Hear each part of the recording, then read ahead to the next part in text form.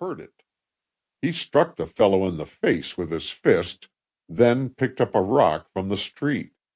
The tough made a rush at Billy, and as he passed Ed Moulton, he planted a blow back of his ear and laid him sprawling on the ground. This act cemented a friendship between Ed Moulton and the future young outlaw. About 3 weeks later, Ed Moulton got into a fight with two toughs in Joe Dyer's saloon. He was getting the best of the fight. The young blacksmith who had insulted Mrs. Antrim and who had been knocked down by Ed Moulton saw a chance for revenge. He rushed at Moulton with an uplifted chair. Billy Bonney was standing nearby on nettles, ready to render assistance to his benefactor at a moment's notice. The time had now arrived. He sprang at the blacksmith and stabbed him with a knife 3 times. He fell over dead. Billy ran out of the saloon, his right hand dripping with human blood. Now to his dear mother's arms, where he showered her pale cheeks with kisses for the last time. Realizing the result of his crime, he was soon lost in the pitchy darkness of the night, headed towards the southwest, afoot. For 3 days and nights, Billy wandered through the cactus-covered hills without seeing a human being. Luck finally brought him to a sheep camp, where the Mexican herder gave him food.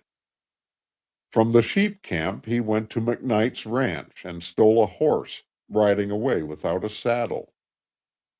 3 weeks later, a boy and a grown man rode into Camp Bowie, a government post. Both were on a skinny, sore-back pony. This newfound companion had a name and history of his own, which he was nursing in secret. He gave his name to Billy as Alias, and that was the name he was known by around Camp Bowie.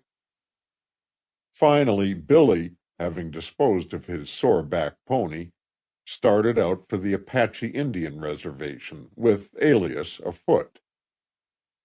They were armed with an old army rifle and a 6-shooter, which they had borrowed from soldiers. About 10 miles southwest of Camp Bowie, these two young desperadoes came on to 3 Indians who had 12 ponies, a lot of pelts, and several saddles, besides good firearms and blankets. In telling of the affair afterwards, Billy said, "It was a groundhog case. Here were 12 good ponies, a supply of blankets, and 5 heavy loads of pelts. Here were 3 bloodthirsty savages reveling in luxury and refusing help to 2 free-born white American citizens, footsore and hungry. The plunder had to change hands. As one live Indian could place 100 United States soldiers on our trail, the decision was made.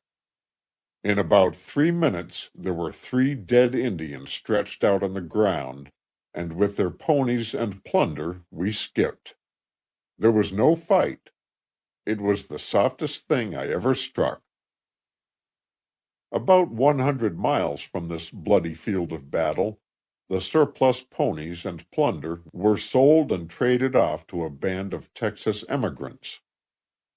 Finally, the 2 young brigands settled down in Tucson, where Billy's skill as a Monte dealer and card player kept them in luxuriant style, and gave them prestige among the sporting fraternity.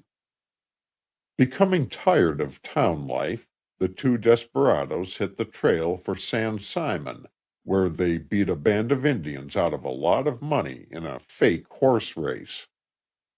The next we hear of Billy Bonney is in the state of Sonora, Old Mexico, where he went alone, according to his own statement. In Sonora, he joined issues with a Mexican gambler named Melquiades Segura. One night, the 2 murdered a Monte dealer, Don Jose Martinez, and secured his bankroll. Now the 2 desperadoes shook the dust of Sonora from their feet and landed in the